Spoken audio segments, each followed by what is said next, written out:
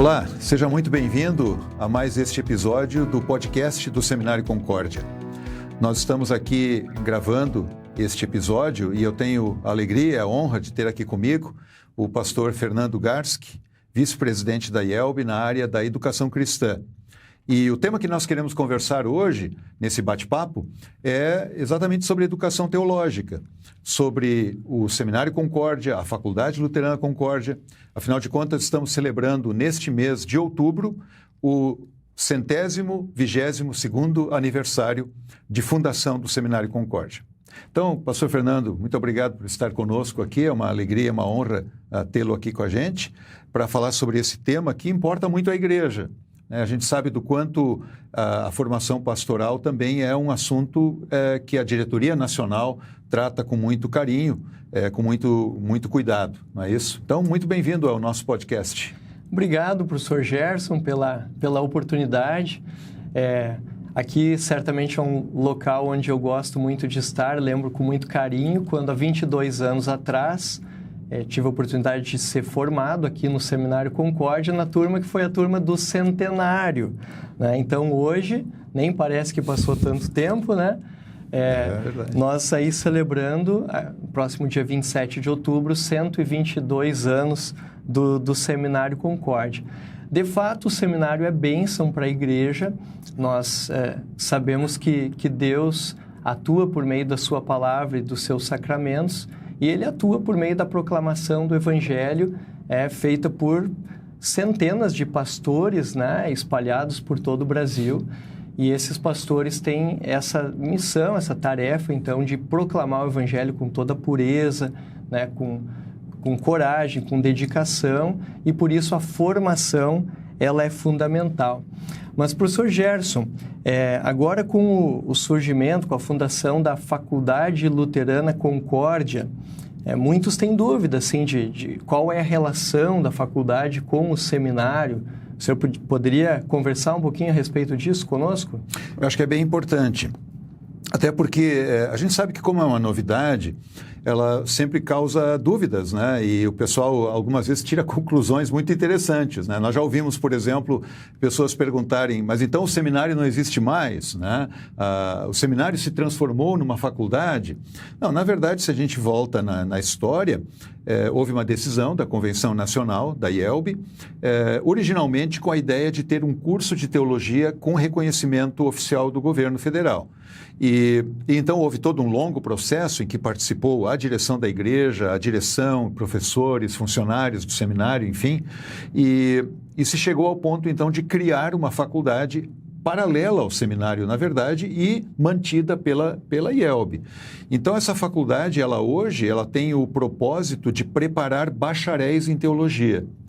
Até muitos certamente vão lembrar que até pouco tempo atrás todos os estudantes do seminário cursavam o seu bacharelado na UBRA, na Universidade Luterana do Brasil, onde, por sinal, continua o curso de teologia, agora apenas na educação à distância.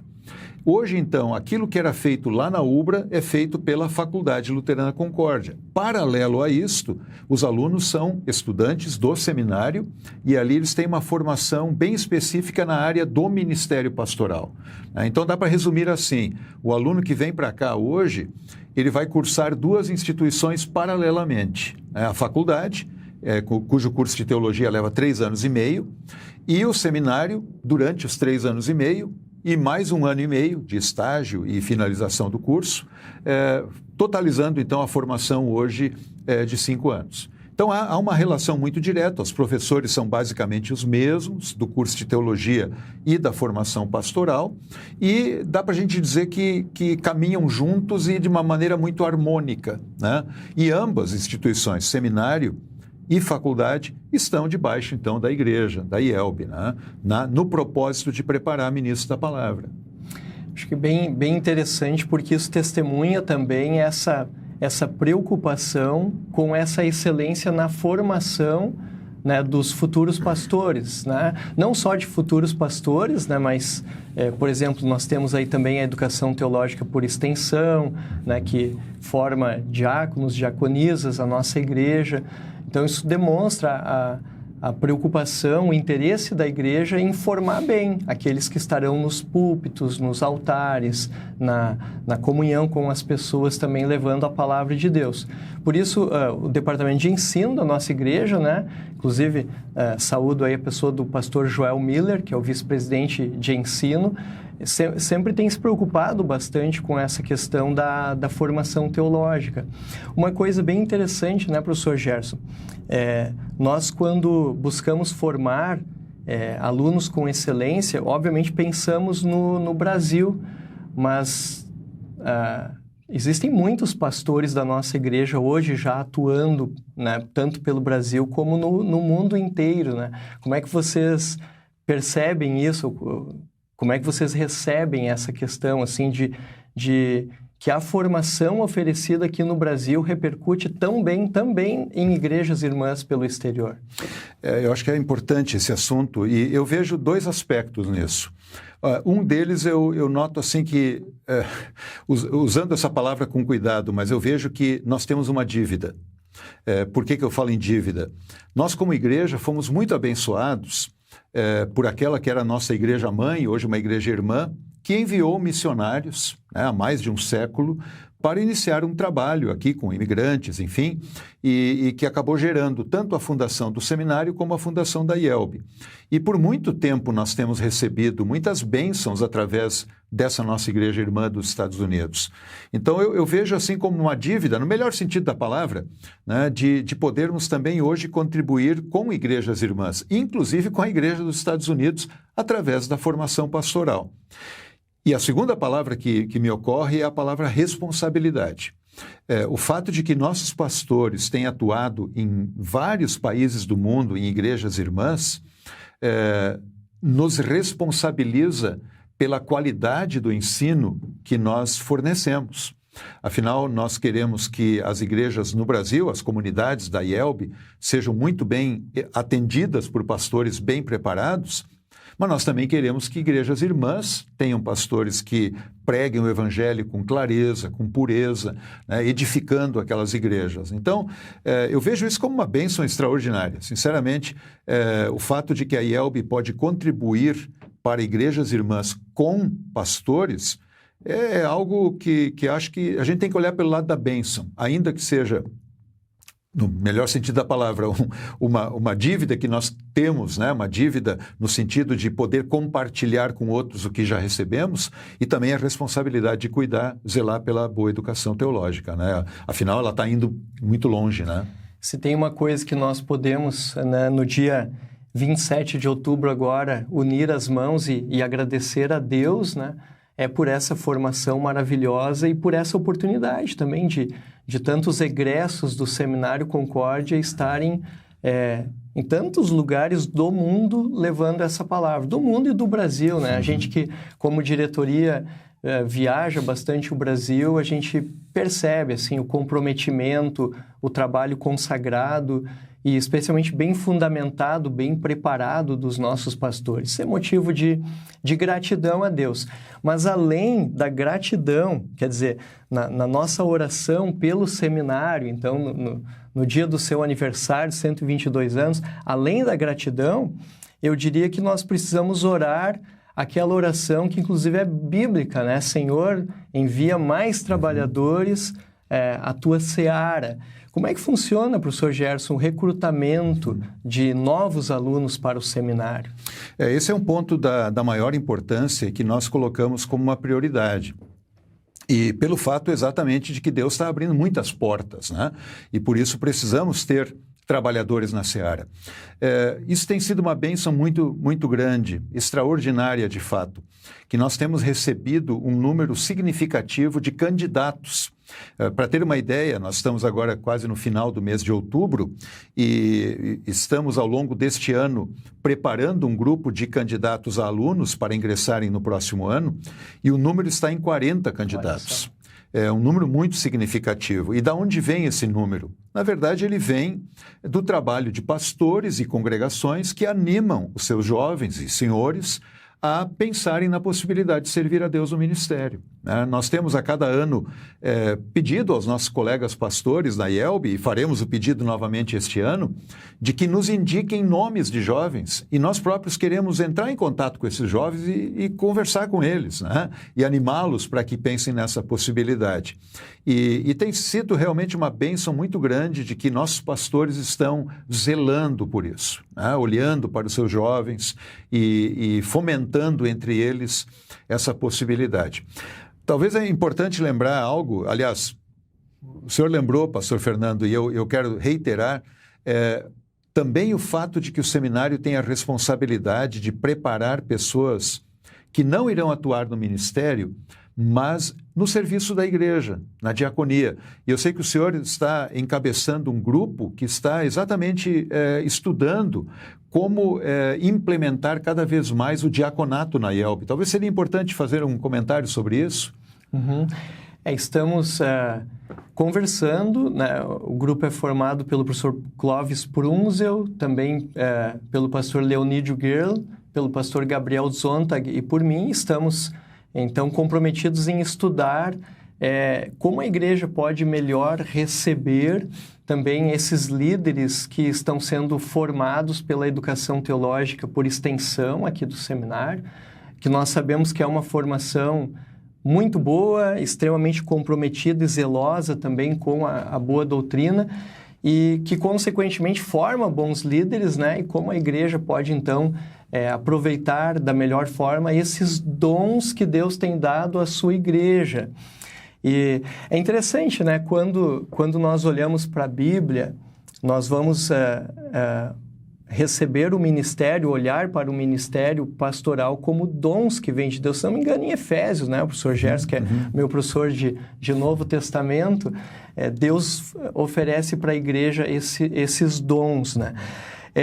Muitas pessoas têm dúvidas, professor, se um ministro de Deus deveria ter toda essa trajetória de formação, se o ministro não deveria, de repente, como que diz assim, ser mais guiado pelo Espírito Santo. Alguns até dizem menos letra, mais espírito, né?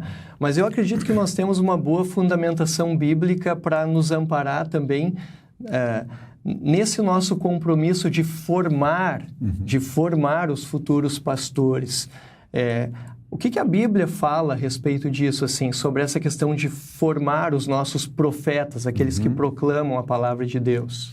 Eu penso que é muito importante a gente refletir isso. Afinal de contas, nós como igreja sempre dizemos que o nosso fundamento é a Escritura, né? E, de fato, se nós olhamos para o Antigo Testamento já, lá em Samuel, por exemplo, se fala, tem duas expressões muito interessantes lá, que se fala de casa dos profetas e de discípulos de profetas. Quem eram esses? Eram pessoas, e aí nos mesmos contextos, né? 1 Samuel 19, por exemplo, é um dos textos, no 1 Reis também, logo no capítulo 2, nós temos várias vezes a expressão usada, casa dos profetas e discípulos de profetas, e vemos um grupo de homens, jovens, provavelmente, que andavam junto com algum profeta e já atuavam proclamando. Acho que é bem importante a gente lembrar que a palavra profeta, que para muita gente significa alguém que adivinha o futuro, a palavra profeta, antes de mais nada, significa alguém que profetiza, e profetizar é anunciar. Anunciar em lugar de outro ou em nome de outro. Um profeta não anuncia a sua própria palavra, ele anuncia a palavra que é de Deus. Então nós temos lá no Antigo Testamento essa casa dos profetas e discípulos, discípulo é aluno, né? Alunos de profetas se preparando. Como era exatamente o preparo, nós não temos muitas informações, né? Mas nós sabemos que desde lá havia preocupação. O seminário muitas vezes é chamado de escola de profetas. E claro, aí a gente entende profeta nesse sentido bíblico, de alguém que proclama a palavra publicamente, não a palavra sua, mas uma palavra que Deus coloca na sua boca por meio da Escritura. Por isso, estudar a Escritura, preparar-se para o ministério, não significa desconfiar do poder de Deus, do Espírito Santo, mas muito pelo contrário. Como Deus se revela na palavra, nós consideramos a partir da própria Escritura que preparar pessoas na palavra é respeitar aquilo que Deus espera, que é exatamente que nós ouçamos a sua palavra e a partir dela atuemos na igreja. Então, no Antigo Testamento já temos alguma coisa. Agora, no Novo Testamento, nós temos situações muito interessantes. Quem vê Jesus lá com os apóstolos, né, talvez não se dê conta que aquele movimento de Jesus com 12 homens andando lá pela Galiléia, Samaria e Judéia, era basicamente um sistema de ensino na época. A gente sabe que poetas gregos e filósofos gregos também tinham discípulos, alunos, e eles andavam pelo caminho e ensinavam. Isso é chamado até do ensino peripatético, né? Peripatel é o verbo para caminhar. Então, enquanto caminha, você ensina. E é exatamente o que Jesus fazia. Logo nos primeiros que ele chama, ele diz, eu vou fazer vocês de pescadores de homens. E aí são 3 anos do que eu costumo chamar de o melhor curso de teologia da história, que teve, aliás, até estágio em teologia, né? A gente olha lá o capítulo 10 de Mateus e Jesus envia os apóstolos, depois eles voltam e fazem um pequeno relatório. É verdade. Né? Então, Jesus já preparou gente para isso. E o apóstolo Paulo, ele também nos tem algo muito interessante a dizer. Por exemplo, lá no livro de Atos nos fala que ele encontrou Timóteo e o levou consigo. O Timóteo havia sido educado na palavra de Deus pela avó e pela mãe, mas o Paulo preparou para ele ser por assim dizer, um delegado apostólico, como nós costumamos falar. Ele ficou lá na cidade de Éfeso e lá ele fez um trabalho de preparar outros, assim como Tito, lá na ilha de Creta, deveria preparar também pregadores. Mais adiante, quando Paulo escreve a segunda carta a Timóteo, no 2º capítulo, ele diz uma coisa muito interessante. Ele diz, olha, Timóteo, aquilo que tu ouviste de mim na presença de várias testemunhas, eu quero que tu prepare outros para que esses outros ensinem ainda a outros. Então, há no Novo Testamento, assim como no Antigo, a preocupação de preparar pessoas bem equipadas, que sejam aptos para ensinar, para que a palavra de Deus chegue com clareza e pureza no povo de Deus. Então, acho que é importante a gente se dar conta que não foi a igreja que inventou o preparo de pastores, né? Isso já vem, claro que de formas diferentes, mas já vem desde o tempo da Escritura. Conforme Paulo escreve a Timóteo, de que ele seja apto para ensinar, né? Então, me parece bem claro que na palavra de Deus, a Bíblia, ela tem autoestima essa questão do preparo. Ou seja, o trabalho de um seminário, por exemplo, não é uma invenção moderna ou contemporânea, né? Mas é algo que vem da própria Escritura, né? E pelo qual nós somos muito gratos a Deus. E até lembrei de um fato pitoresco, que eu acredito que é lembrado a cada aniversário do seminário, né? O Seminário Concórdia, ele é, então, mais velho, mais antigo do que o próprio sínodo, né? Sim. Então, o seminário está fazendo 122 anos e a própria IELB, Igreja Evangélica Luterana do Brasil, celebrou esse ano seus 121 anos, né? Isso já mostra que há quase 1 século e 1/4 atrás, a igreja já tinha essa mesma convicção da importância de preparar bem os futuros pastores, os futuros ministros do Evangelho. É verdade, é verdade. A gente podia dizer que os nossos primeiros missionários aqui, eles foram visionários, né? Eles imaginaram logo que seria importante, aqui no Brasil, preparar gente. Não daria para sempre enviar missionários, até por causa da língua e tudo mais, né? Então, foi muito interessante. Depois disso, de fato, as várias comunidades que havia se organizaram como um sínodo, né? Então, é uma preocupação que a igreja tem demonstrado e que mostra claramente o zelo pela pregação do Evangelho. Acho que isso, em última análise, né, Pastor Fernando, é o que nos importa, né? Essa instituição chamada Seminário Concórdia, ela só tem razão de existir por causa da missão de Deus. Não é por nenhuma outra razão, né? Nós amamos o seminário, ele tem uma história belíssima, né? Temos aí construções muito bonitas e que estamos vivendo aí reformas importantes para tornar melhor ainda o ensino aqui dentro. Mas, em última análise, tudo isso existe por causa daquela cruz do Calvário e daquele túmulo aberto e vazio, né? Que o nosso Senhor entregou sua vida e ressuscitou para trazer pessoas para o reino de Deus e para a vida eterna. Então é para isso que existe o seminário. E por isso celebrar o aniversário do seminário é, antes de mais nada, celebrar a obra de Deus no mundo. É a obra que Ele realiza por meio de homens simples, humildes, pecadores até, mas pelos quais Deus realiza uma obra tão bonita de salvar gente. E é para isso que a gente vai celebrar o aniversário do seminário. Isso, de fato, é maravilhoso, né? Podermos, então, neste dia, agradecer a Deus, louvar o Senhor e também, da nossa parte, como igreja, sempre apoiar o seminário, enviar também estudantes para que continuem com esse trabalho maravilhoso e muitos pastores depois estejam pregando em púlpitos de todo o Brasil e de todo o mundo, celebrando, distribuindo a ceia do Senhor, batizando pessoas, enfim, servindo como instrumentos dessa obra de amor que Deus tem realizado em nosso meio e pela qual nós oramos que Deus continue realizando até a vinda do seu Filho Jesus. É isto. Muito obrigado, pastor Fernando, por esse momento aí de bate-papo sobre o Seminário Concórdia, Educação Teológica. E a você que nos assiste, fica o nosso abraço, votos de bênçãos de Deus e a pergunta: você jovem, você rapaz das congregações da IELB, já pensou em servir a Deus no ofício do ministério? Você jovem, senhor, menina, jovem, serva da nossa igreja, já pensou em servi-lo no diaconato dentro da igreja? Pois bem, o Seminário Concórdia está aí para ajudar a você dentro deste propósito. Deus abençoe e até um próximo podcast do Seminário Concórdia.